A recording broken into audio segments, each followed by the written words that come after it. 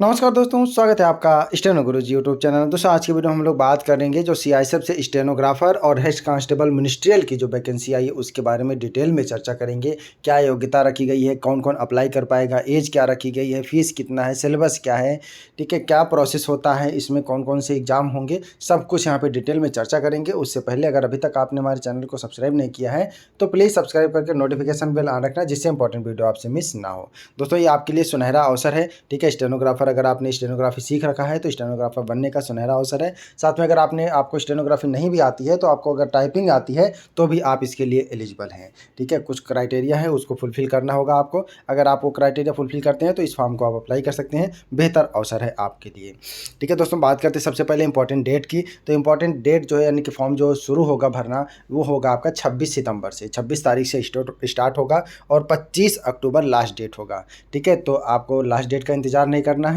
26 सितंबर को स्टार्ट होगा, 27-28 में जब भी आपके पास टाइम हो आप फटाफट से भर सकते हैं। ज़्यादा कोई फीस नहीं रखा गया है। जनरल और ओबीसी के लिए, जनरल ओबीसी ईडब्ल्यूएस केवल केवल 100 रुपये का फीस रखा गया है। बाकी किसी के लिए, महिला और SC ST OBC ex serviceman, इन सब के लिए कोई फीस नहीं रखा गया है, ठीक है। तो फटाफट से अप्लाई कर सकते हैं और अपने जोन के हिसाब से आप अपना सेंटर चूज कर सकते हैं।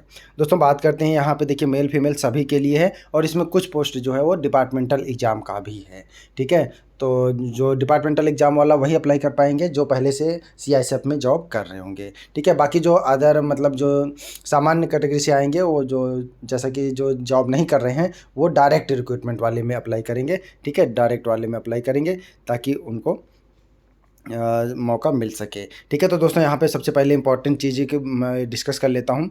यहाँ पे देखिए जो आपका dictation and transcription for assistant sub inspector stenography and typing test for head constable, ठीक है। जो शॉर्ट हैंड वाले यानी कि जो असिस्टेंट सब इंस्पेक्टर है उसमें आपका शॉर्ट हैंड और डिक्टेशन होगा और जो हेड कांस्टेबल है उनके लिए केवल टाइपिंग होगा, ठीक है। बाकी PhD रिटेन सब के लिए होगा, ठीक है। तो सबसे पहले आपको बता दूं कि फॉर्म जो है वो ऑनलाइन मोड होगा, ठीक है। ऑनलाइन मोड फॉर्म होगा और उसके बाद आपको PhD देना होगा, PET देना होगा, देन रिटेन देना होगा, देन स्किल टेस्ट और मेडिकल देना होगा, ठीक है। तो PhD जो क्वालिफाई करेंगे उनका रिटेन होगा, जो रिटेन क्वालिफाई करेंगे उनका स्किल टेस्ट होगा, ठीक है। स्किल टेस्ट के बाद मेडिकल, फिर फाइनल रिजल्ट आ जाएगा, ठीक है। तो ये है इंपॉर्टेंट डेट। बाकी इंपॉर्टेंट चीज़ बाकी यहाँ पे हम आगे बात करते हैं, ठीक है। तो कितने कैंडिडेट बुलाए जाएंगे, ये सब जो रिटन क्वालिफाई करेंगे वो सबका स्किल टेस्ट के लिए बुलाया जाएगा, ठीक है। उसमें आपको परेशान होने की ज़रूरत नहीं है। फिलहाल आप अपनी तैयारी रखिए और क्या हाइट वगैरह क्या मांगी गई है उसके बारे में भी हम अभी चर्चा करने वाले। वीडियो को अंत तक देखते रहिएगा, सब कुछ डाटा सब कुछ क्लियर करेंगे। यहाँ पे कोई भी डाउट आपके मन में नहीं रहेगा, ठीक है। यहाँ पे लिंक दिया गया है, इस लिंक पे आपको एडमिट कार्ड भी जारी किया जाएगा, ठीक है। आप अपना मोबाइल नंबर और ईमेल आईडी वही दीजिएगा जो आप भविष्य में भी चलाते रहें, ठीक है। फॉर्म ऑनलाइन मोड होगा, बाकी किसी मोड से स्वीकार नहीं किया जाएगा, ठीक है। तो फॉर्म आप लोग भर दीजिएगा। और यहाँ पे हम सबसे पहले बात करते हैं पे लेवल की, क्या पे स्केल रहेगा। तो असिस्टेंट सब इंस्पेक्टर यानी कि जो स्टेनोग्राफर के लिए है वो पे लेवल 5 रहेगा, यानी कि अगर हम कहें तो 2800 ग्रेड पे, ठीक है। 2800 ग्रेड पे रहेगा, यानी कि स्टार्टिंग में जो आपकी सैलरी इन हैंड बनेगी सब मिला के वो मान के चलिए कि 40,000 के आसपास बनेगी, ठीक है। तो और हेड कांस्टेबल की बात करें तो वो पे लेवल 4 रहेगा, ठीक है। पे लेवल 4 मतलब 2400 ग्रेड पे, ठीक है। बेसिक पे होगा आपका 25,500 प्लस TA DA, इनका बहुत सारा इसमें अलाउंसेस मिलते हैं, तो वो सारे जो हैं वो सब मिला के आपका भी 35,000 के आसपास स्टार्टिंग होगा, ठीक है। बाकी यहाँ पे नेशनलिटी, यहाँ पे क्राइटेरिया है कि जो भी फॉर्म अप्लाई करेंगे वो भारत का नागरिक होना जरूरी है। वैकेंसी की बात कर लेते हैं दोस्तों, कितनी वैकेंसी यहाँ पे देखिए। जो डायरेक्ट मेल वैकेंसी है, मेल के लिए 94 वैकेंसी है। असिस्टेंट सब इंस्पेक्टर यानी कि स्टेनोग्राफर के लिए बात कर रहे हैं, मेल के लिए 94, फीमेल के लिए 10 वैकेंसी है। डायरेक्ट है, ठीक है, नो डिपार्टमेंटल, डायरेक्ट रिक्रूटमेंट, ठीक है। जो पहले से किसी जॉब में नहीं है वो अप्लाई कर पाएंगे इसमें, जो पहले से किसी जॉब में है वो भी कर सकते हैं, ऐसा नहीं है। लेकिन डिपार्टमेंटल वाला जो है LDCE यानी कि लिमिटेड डिपार्टमेंटल कॉम्पिटिटिव एग्जाम जो है उनके लिए 18 सीटें रिजर्व रखी गई हैं, ठीक है। टोटल अगर हम बात करें तो 122 पोस्ट जो है वो आपका स्टेनोग्राफर के लिए है और वहीं 418 पोस्ट जो है हेड कांस्टेबल के लिए है। तो सुनहरा अवसर है, आप इस अवसर का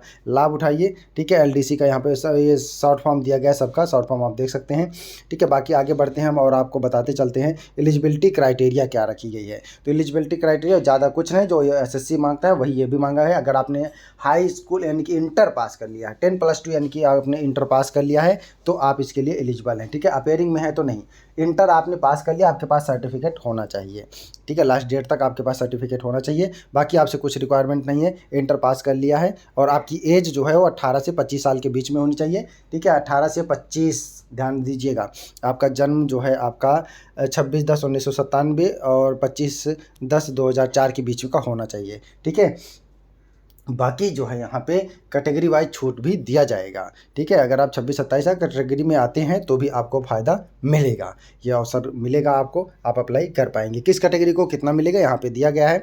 ठीक है, डिटेल में देखिएगा, 32 पेज का नोटिफिकेशन है। हम फटाफट सब कुछ आपको बताते चलते हैं। 5 साल, 3 साल, 45 साल, 40 साल, कहाँ डिपार्टमेंटल एग्जाम, ये सब अलग अलग कैटेगरी का छूट दिया जाएगा।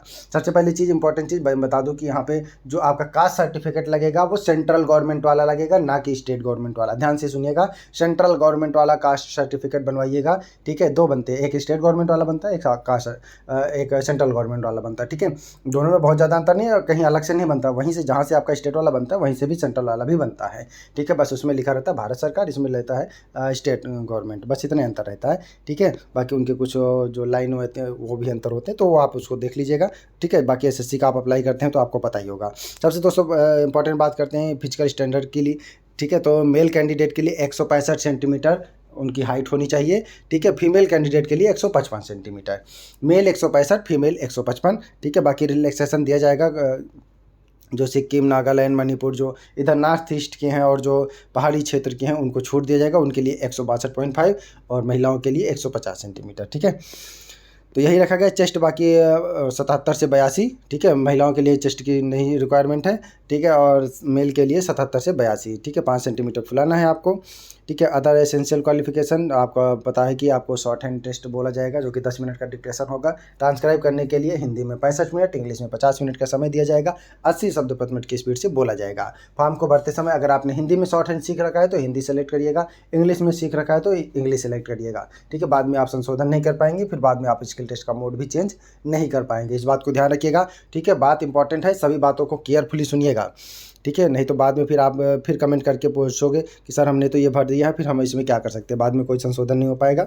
ठीक है, तो फिर आप इसको ध्यान से सुनिए और जो है फिर फॉर्म भरते समय बहुत सावधानीपूर्वक भरिएगा। ठीक है, स्किल टेस्ट का माध्यम मैंने बता दिया, और स्किल टेस्ट जो है आपका ये क्वालिफाइंग नेचर का होगा। ठीक है, और जो शॉर्ट ये जो मिनिस्ट्रियल हेल्थ कांस्टेबल मिनिस्ट्रियल वाले होंगे उनका 30 शब्द प्रति मिनट जो है आपका हिंदी में और 35 शब्द प्रति मिनट इंग्लिश में टाइपिंग देना होगा। ठीक है, तो जो स्टेनो के लिए अप्लाई करेंगे, और आप लोग दोनों के लिए अप्लाई करिएगा।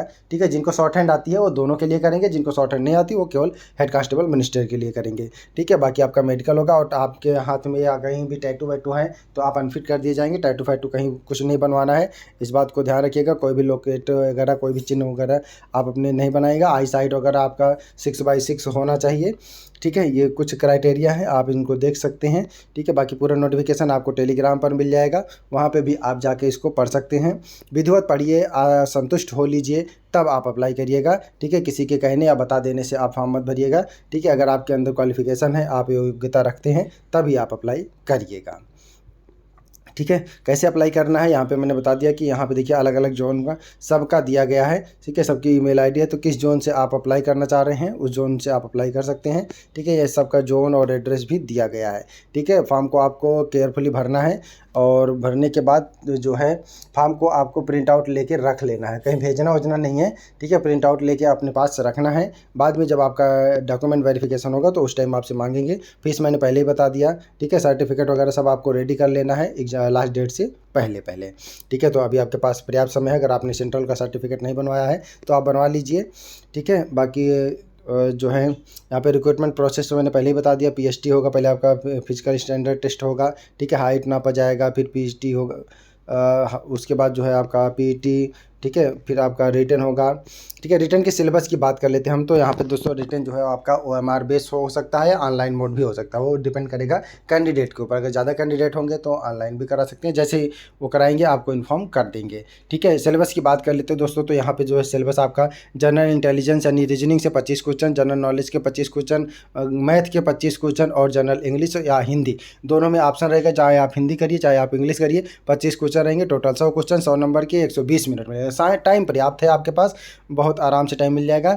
ठीक है, अगर आप फिजिकल वगैरह सब ठीक करते हैं और आप जो है शॉर्ट हैंड क्वालिफाई करते हैं तो सिलेक्शन आराम से हो जाएगा। ठीक है, बहुत ज़्यादा इसमें दिक्कत वाली बात नहीं है, क्योंकि क्वेश्चन नॉर्मल है। मैथमेटिक्स अर्थमेटिक पूछा जाएगा, मैथमेटिक्स भी नहीं है। अर्थमेटिक आपका नॉर्मल जो अंकगणित होते हैं वही पूछे जाएंगे इसमें।